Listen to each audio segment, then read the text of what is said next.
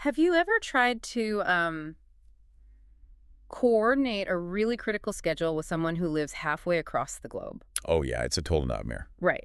You know the drill. You are texting back and forth. You're trying to set up this vital meeting, and you casually say, let's finalize this tomorrow morning. And they reply, wait, my tomorrow morning or your tomorrow morning? Exactly. Suddenly, you are hit with this disorienting realization that for the last 20 minutes, you have been talking about two completely different days. It's the ultimate recipe for a total breakdown in communication. I mean, you assume you are operating in a shared objective reality, right? Yeah, you think you're on the same page. But your underlying frameworks, the very clocks governing your perception of time, are fundamentally misaligned. The language remains the same, but the reality it points to is entirely different. So imagine magnifying that confusion like 1,000 times over. Picture trying to lock down a timeline where the calendar doesn't tick over at the stroke of midnight. Right, which is what we're used to. Exactly. Instead, it shifts in the fading light of sunset. And imagine the terminology for the events you're trying to schedule. Well, it overlaps in ways that seem entirely contradictory to an outsider. And the events you're trying to synchronize aren't just a quick Zoom call. No, not at all. They are arguably the most scrutinized, debated, and forensically analyzed sequence of hours in all of human history. I'm talking about the Last Supper, the trials, and the crucifixion of Jesus. It's a massive chronological puzzle. It really is. So, welcome to the deep dive. Our mission today for you listening is to step directly into an ancient chronological crime scene.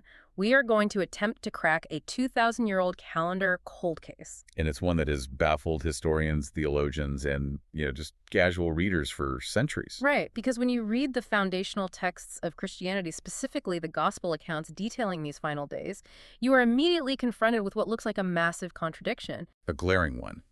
If you map the Gospel of John onto the Gospels of Mark and Matthew using a modern calendar, the dates simply do not align.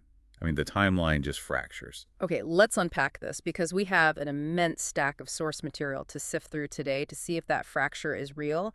We are putting the gospel accounts of John, Mark, and Matthew on the examination table. We also have to pull in the ancient foundational legal codes from the Torah. Right, specifically the books of Exodus and Leviticus. And we are bringing in some of the most rigorous analytical minds in history, primarily the comprehensive commentaries of Thomas Aquinas and the early church fathers. But I want to establish our ground rules right out of the gate. We are looking strictly at the internal timing markers provided within these ancient texts. Right, no outside theories. Exactly. We are not interested in modern superimpositions.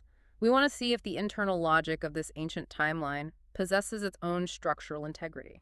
Approaching it strictly through the internal logic is really the only way to solve it.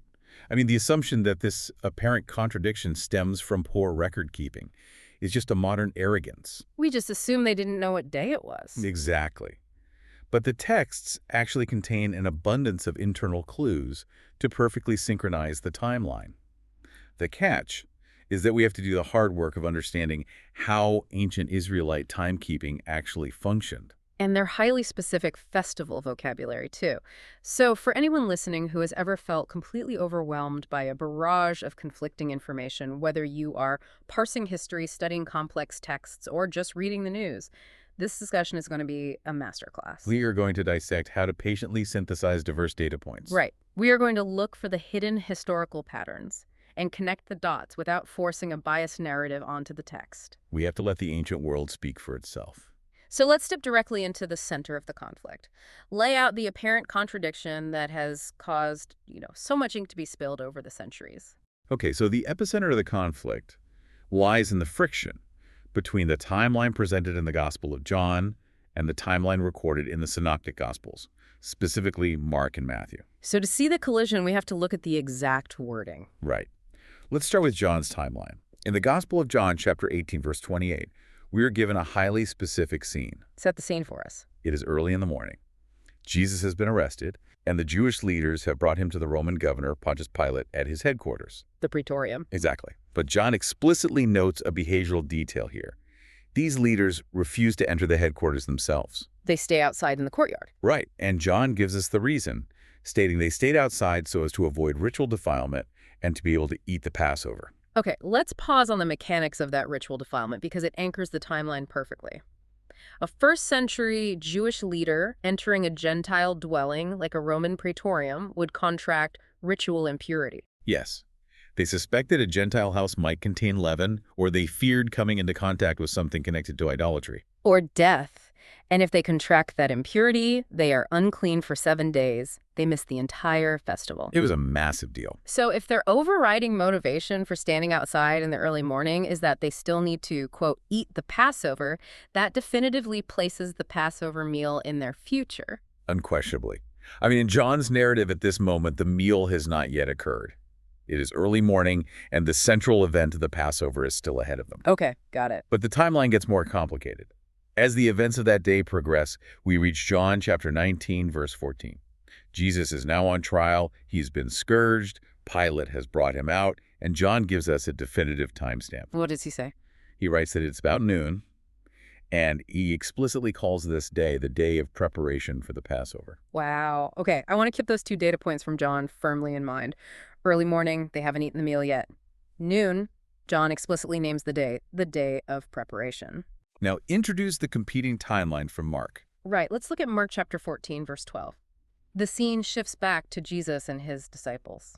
And Mark writes, on the first day of unleavened bread, when the Passover lamb is sacrificed, his disciples said to him, where do you want us to go and make preparations for you to eat the Passover?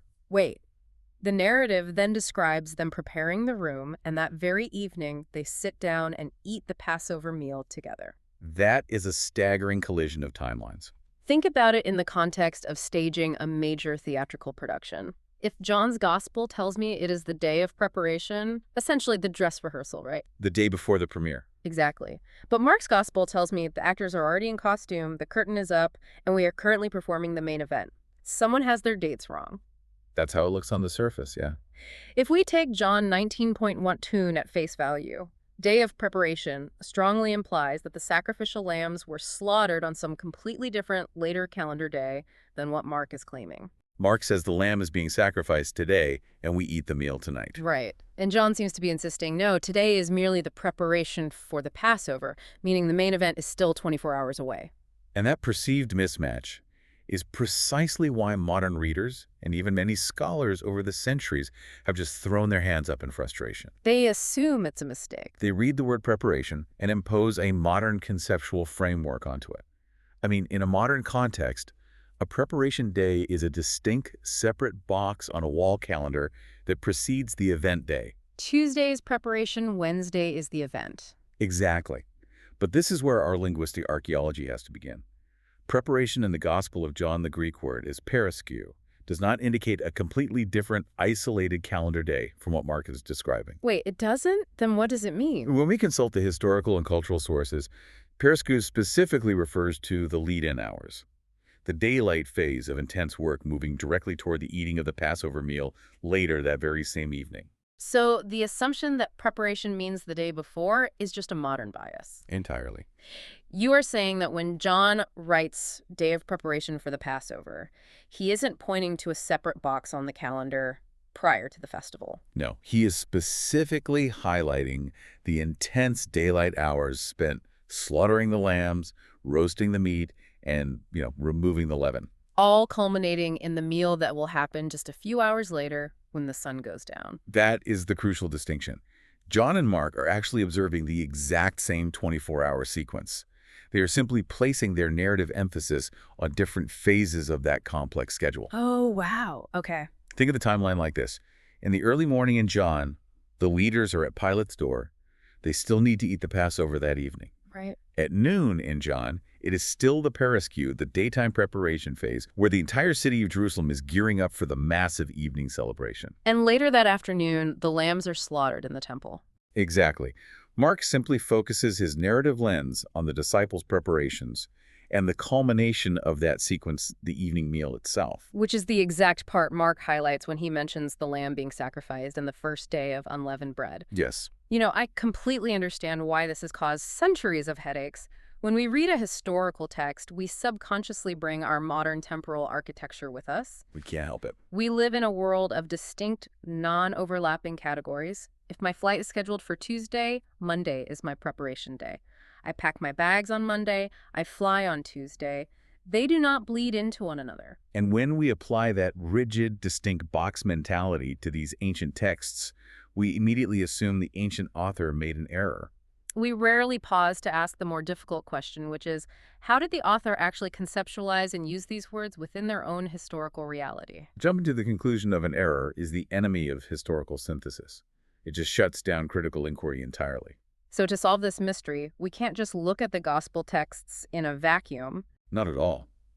Jesus, his disciples, the Pharisees, the temple priesthood, they were not operating on a loose, improvisational schedule. No, they were bound by an ancient, incredibly strict legal code that governed the minutiae of these festivals. So to understand the timeline, we have to map out the foundational rule book. We have to go back to the Old Testament timetable. Let's pull up the source code for first-century Jewish life, the Torah.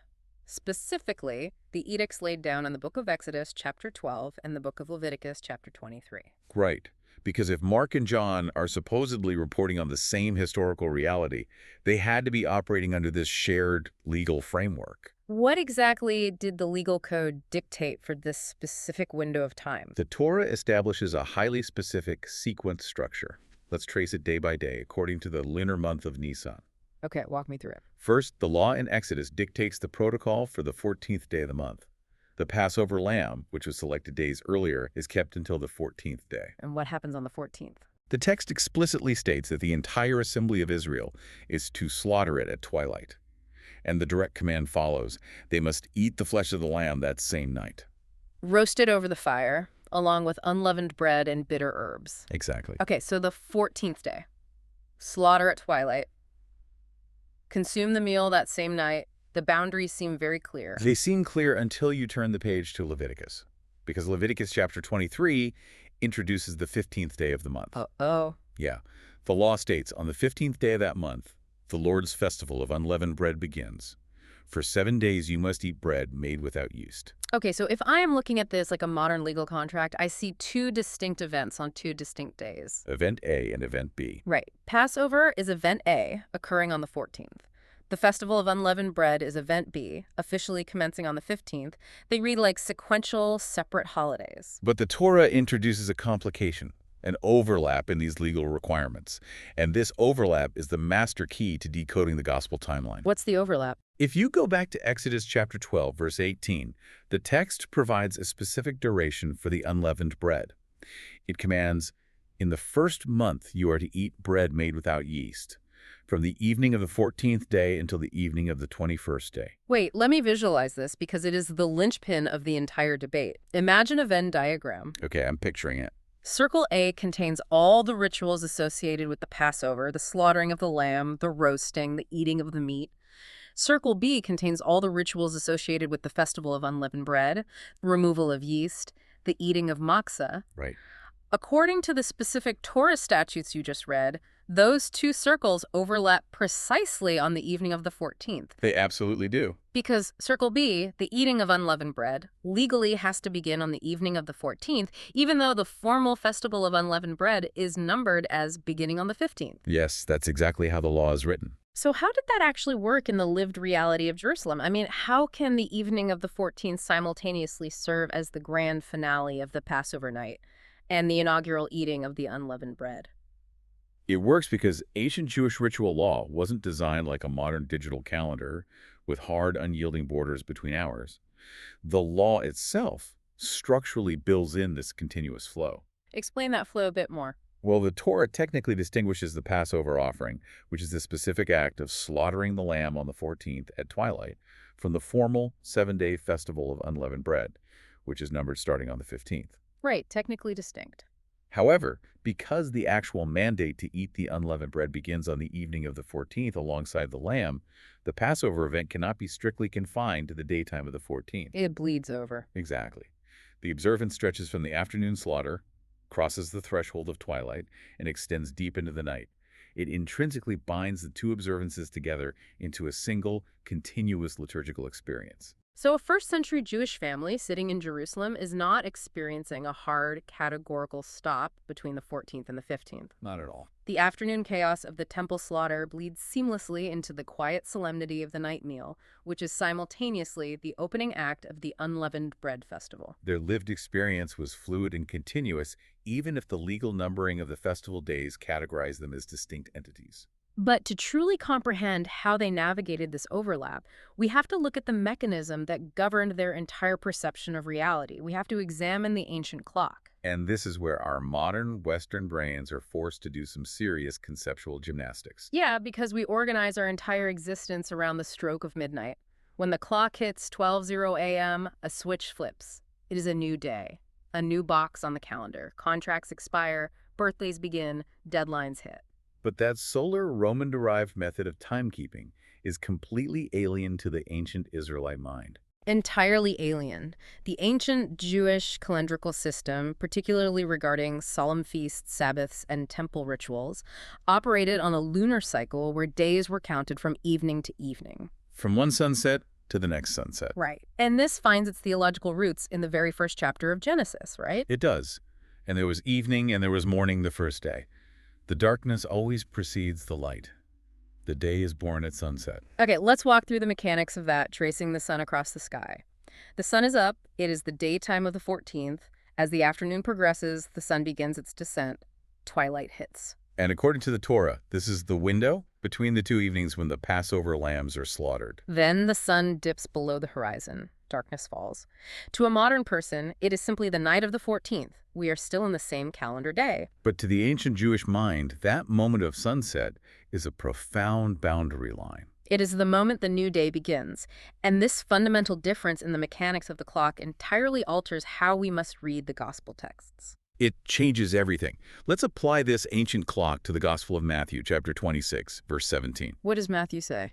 The text states that the disciples approached Jesus on the first day of unleavened bread to ask about preparing the Passover meal. Okay, now we bring in the analysis of Thomas Aquinas. Yes. In his massive syntheses of Scripture, Aquinas brilliantly maps out the implications of the sunset clock. And what's his conclusion? He notes that because the day officially begins in the evening, the phrase first day of unleavened bread can perfectly, legally, and linguistically refer to the evening boundary of the 14th. I want to expand on an analogy here because grasping the cultural weight of the eve is vital.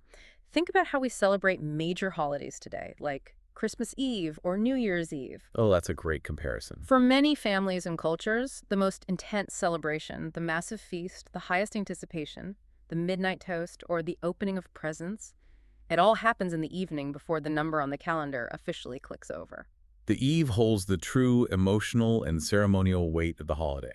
Exactly. If we apply an ancient sunset clock to that dynamic, the eve isn't just a warm-up.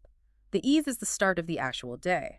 The celebration officially commences the moment the sun goes down. Which perfectly explains Matthew's phrasing. So when Matthew writes the first day of unleavened bread, is he simply using a different boundary marker to describe the exact same evening that John and Mark are describing? That is the precise argument Aquinas makes, and it is a masterful clarification of the text.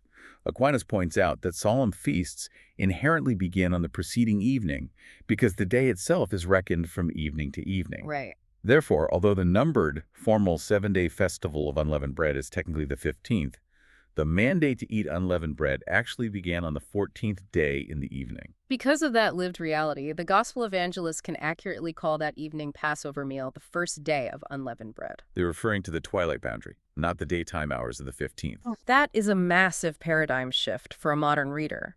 When Matthew says first day of unleavened bread, our midnight clock bias assumes he means the broad daylight of the 15th, well after the Passover slaughter is finished. But Aquinas is demonstrating that Matthew means the sunset boundary of the 14th, the exact moment the unleavened bread begins to be consumed alongside the roasted paschal lamb. It forces a reckoning with our own chronological arrogance, doesn't it? Completely. We relentlessly project our rigid 24-hour midnight-to-midnight grid onto an ancient Near Eastern culture that experienced the passage of time through the rhythm of the setting sun and the rising moon. Once you recalibrate your internal clock to match theirs, the structural contradictions in the text just begin to dissolve. They dissolve, yes. Yeah. But it exposes another layer to this mystery. Right, because even if we align the clocks, the vocabulary the gospel writers use feels incredibly messy. He does. Sometimes they call the entire event the Passover. Sometimes they refer to it exclusively as the Feast of Unleavened Bread. If I tell my boss I am preparing a presentation, that implies the presentation hasn't happened. If John says they are preparing for the Passover, how is it logically consistent that Mark says they are already in the feast? It seems contradictory again. Why are highly educated Jewish writers who knew the intricate nuances of the Torah intimately seemingly so sloppy with their terminology? Well, they aren't being sloppy. They are using the colloquial shorthand of their lived experience. To understand this linguistic overlap, we must turn to the monumental work of the early church fathers. Okay, tell me about that. Thomas Aquinas compiled a massive text called the Catena Aurea, or the Golden Chain. It is a continuous, verse-by-verse compilation of commentary from the greatest theological minds of the early centuries. Figures like John Chrysostom, Augustine, and the Venerable Bede. Exactly. These were men who lived much closer to the linguistic reality of Koine Greek and Semitic idioms than we do. And what did they say about this vocabulary issue? When addressing this, the Fathers in the Catena Aurea explained that in the language of the Gospels, and in common everyday Jewish usage of the first century, the terms Passover and the Feast of Unleavened Bread have become completely interchangeable. Let's dissect those synonyms carefully, because the nuance matters. In the strictest, most pedantic technical terms, Passover refers exclusively to the singular day the lamb was slain, the 14th of the month, in the afternoon declining toward evening. Okay, and the Feast of Unleavened Bread. That refers specifically to the 7-day period commencing on the 15th. Right. However, because the events flow continuously into one another without a break, the twilight slaughter of the lamb leads immediately into the night of eating the unleavened bread, the names blended together in the cultural consciousness. It is a classic example of synecdoche. Yes, where a part is used to represent the whole, or the whole is used to represent a part. The evangelists will apply either specific name to refer to the entire continuous period. Now, I want to push back on this idea of synecdoche because, honestly, it feels like a convenient linguistic escape hatch. I get that. Is there historical evidence outside the Gospels that these terms were used so loosely? If I am a first-century Jew traveling to Jerusalem, am I really calling a 7-day bread festival the Passover? You absolutely are. We see this verified in the writings of Flavius Josephus. The first-century Jewish historian. Right, a contemporary of the Gospel writers. Josephus frequently conflates the terms in his historical accounts. In his work Antiquities of the Jews, he explicitly writes about the Feast of Unleavened Bread, which is called the Passover. Which is called the Passover, wow. Yeah. To a first-century Jew, the twilight slaughter, the night meal, and the subsequent 7-day feast were not distinct, isolated historical categories. They were a single, unbreakable monoblock of redemption history. They were commemorating the exodus from Egypt. You didn't chop that lived experience up into a modern spreadsheet of distinct terminological cells. So when the disciples approach Jesus and ask, "Where do you want us to prepare the Passover?" they are not experiencing a moment of chronological confusion. Not at all. They aren't staring at a Roman wall calendar, debating whether it is technically the 14th or the 15th. No, the apostles were entirely grounded in their reality. They experienced the preparation of the room, the slaughter of the lamb, the night meal, and the commencement of the unleavened bread as a single, unified boundary event. The mismatch only occurs centuries later when Western readers take this fluid, lived, culturally embedded shorthand and attempt to force it into distinct, non-overlapping boxes. We manufacture the contradiction by misunderstanding their language. That is a profound realization. But let's talk about the cheats, the theological and historical workarounds. Because over the centuries, scholars have looked at the tension between John and the synoptics. They've thrown up their hands at the sunset clocks and the synecdoche, and they have attempted to engineer a completely different solution. I am talking about the anticipation theory. The anticipation theory is one of the most enduring and ultimately flawed attempts to resolve the timeline. What does it propose? It proposes that Jesus, fully aware of his impending arrest and crucifixion, simply decided to hold the Passover meal a day early. Right. The theory posits that Jesus operated on a separate, perhaps sectarian calendar, like the solar calendar used by the Essene community at Qumran, or that he just arbitrarily advanced the date of his own private meal. It essentially claims that Jesus ate a private Passover on the 13th, while the official Jewish leadership, as depicted in the Gospel of John, waited to eat the official Passover on the 14th. It's a neat, tidy little trick. It perfectly explains why Jesus has already eaten the meal while the Pharisees outside Pilate's headquarters are still waiting to eat theirs. It seems like an incredibly convenient out, a silver bullet for the chronology problem. But when Thomas Aquinas evaluates this theory, he subjects it to both theological and historical devastation. He rejects it entirely, doesn't he? He explicitly and entirely rejects the anticipation theory. What exactly did Aquinas base this absolute rejection on? Was it a purely philosophical and theological argument about the nature of Christ fulfilling the law, or was he looking at the hard historical mechanics of how a first-century Passover actually functioned? It was both. And his reasoning is a masterclass in synthesis. Theologically, Aquinas argues that there is absolutely no precedent or permission in the Old Testament for anyone to anticipate the celebration of the Passover. The law was absolute. Exactly. You Yeah. did not have the authority to arbitrarily change the date of a divinely mandated festival.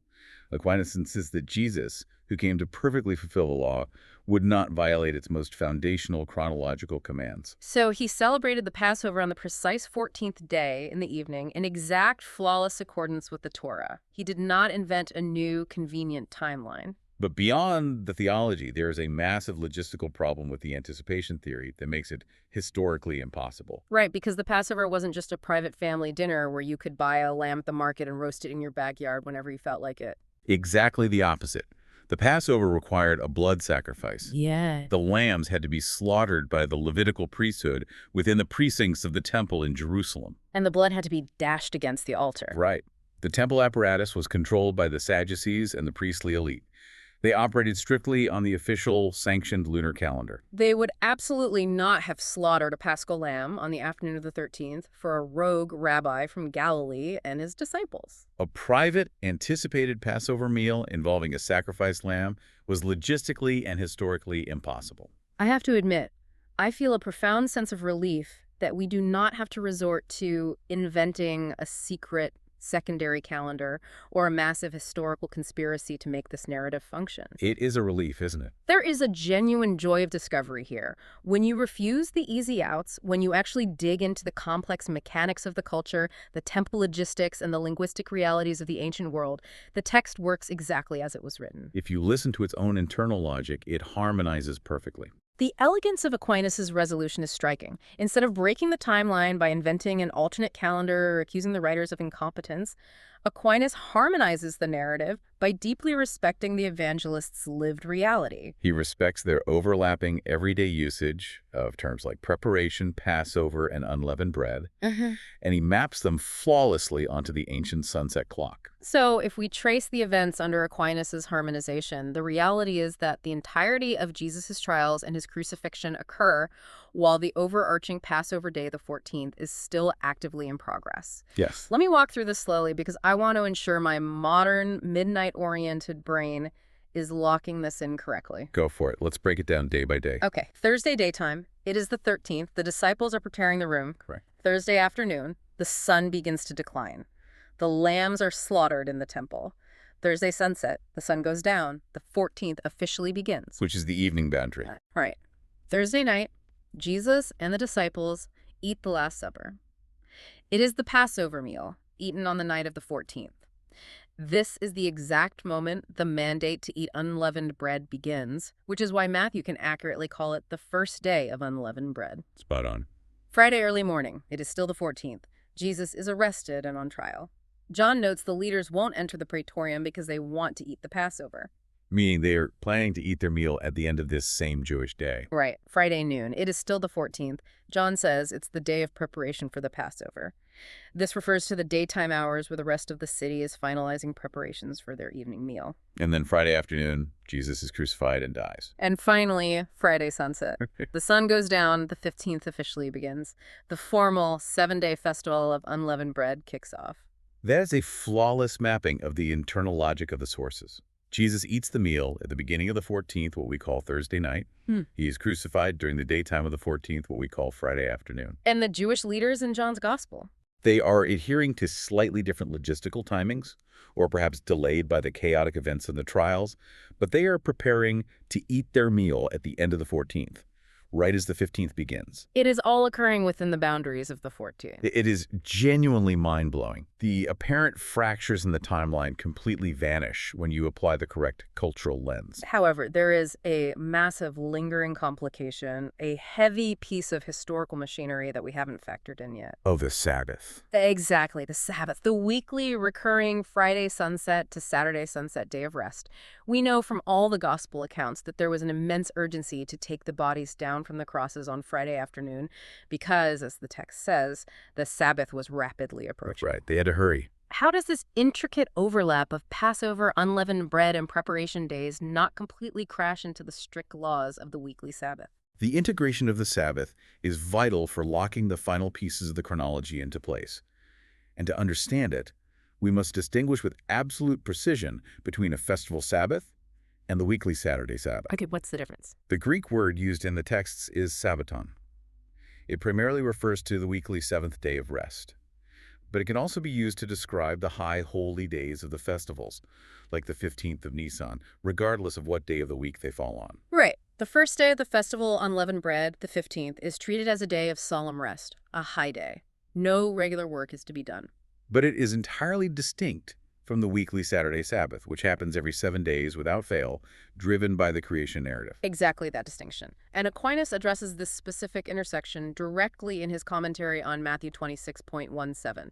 He analyzes the actions of the women who follow Jesus. The Gospel of Luke notes that after the crucifixion, the women prepared spices and ointments for Jesus' burial, and then they rested on the Sabbath according to the commandment. And what does Aquinas say about this? Aquinas explicitly notes that the festival of the Pasch fell on Friday, and the Sabbath followed. Therefore, the women used the remaining daylight hours of Friday to prepare the spices, and when the sun went down inaugurating the Sabbath, they ceased all work and rested. Wait, let me clarify the logistics of that sequence. If the Passover meal, the festival of the Pasch, happened on what we call Thursday night or Friday daytime, does that mean they were overlapping with the weekly Sabbath? Because the weekly Sabbath begins at Friday sunset. Exactly. So do they overlap? They do not overlap in a way that violates the timeline they run sequentially. Aquinas clarifies the boundaries perfectly. Because Aquinas explicitly states the Sabbath followed, it indicates the Sabbath was the next chronological event. It had not yet begun during the crucifixion. Okay, so Jesus' Passover meal, the Last Supper, was eaten on Thursday night. The trials and crucifixion occurred on Friday daytime. All of these events transpired before the weekly Sabbath inauguration at Friday sunset. Precisely. Ah, I see. So Last Supper is Thursday night, the crucifixion is Friday daytime, then Friday sunset hits. And at that exact moment, two things happen simultaneously.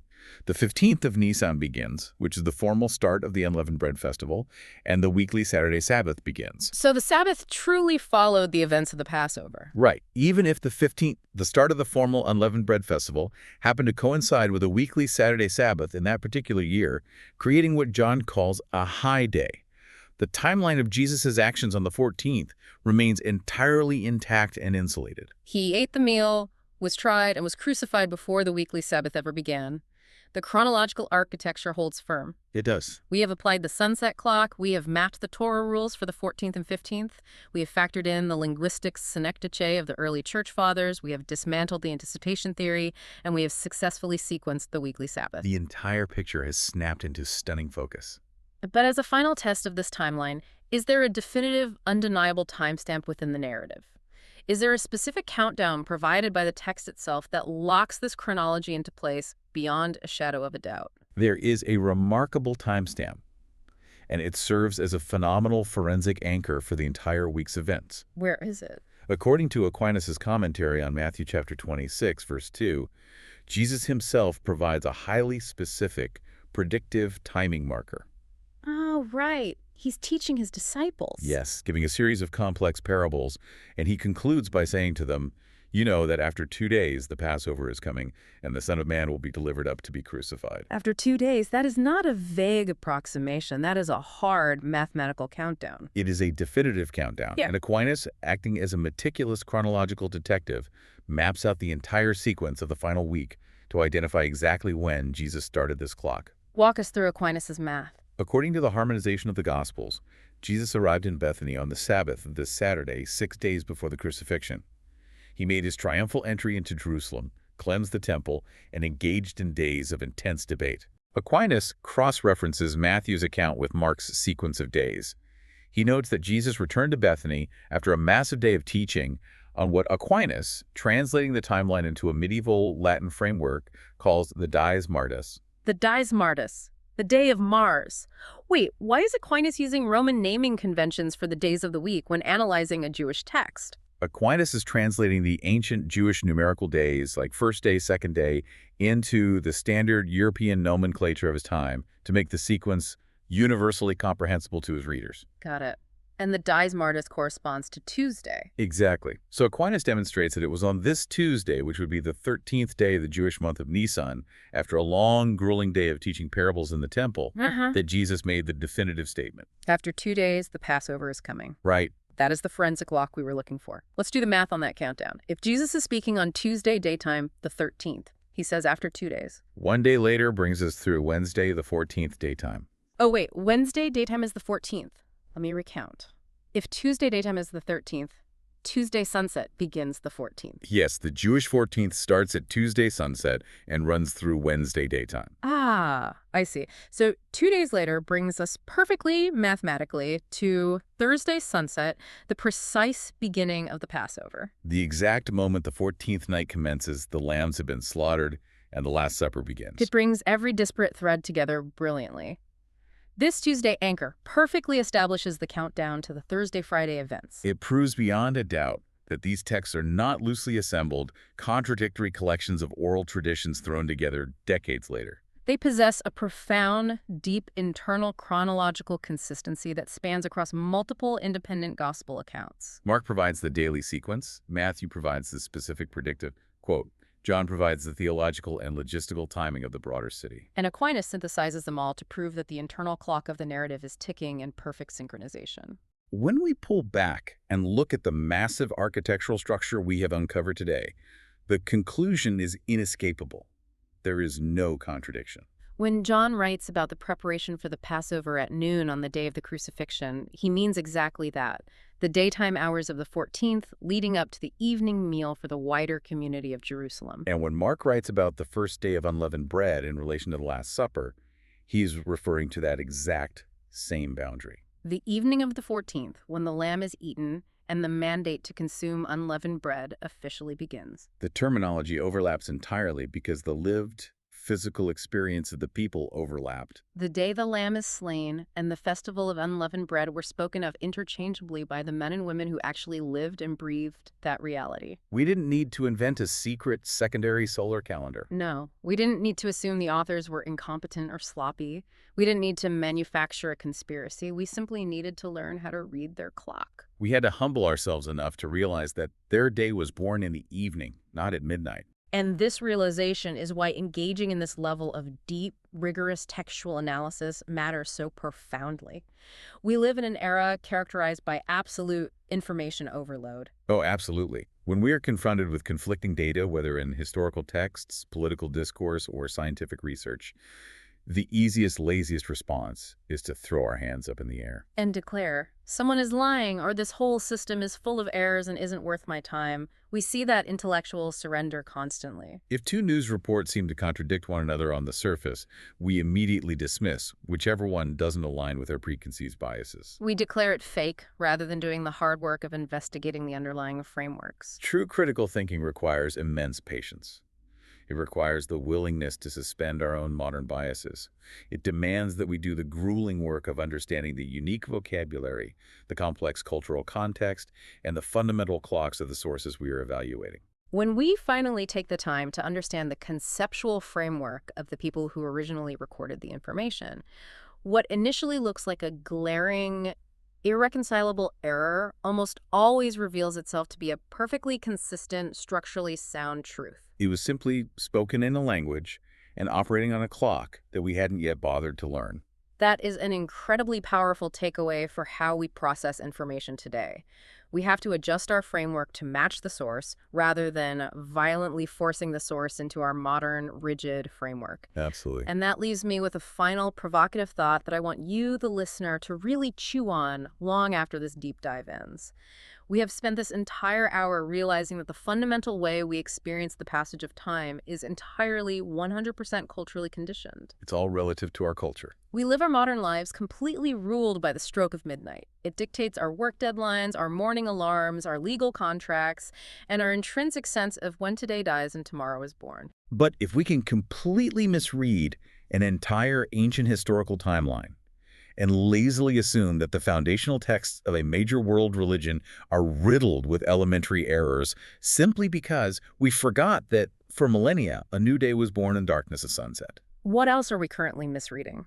What other historical events, what other global cultural practices, or even what interpersonal conflicts in your own daily life are sitting right there in your modern blind spots? How many misunderstandings are occurring simply because you haven't adjusted your internal clock to match the people you were trying to understand? The next time you watch the sun go down and the sky turns to twilight, I want you to think about that. Think about how a sunset isn't inherently an end. For a long time, for a vast portion of humanity, the descent into darkness was the profound, official beginning of something entirely new.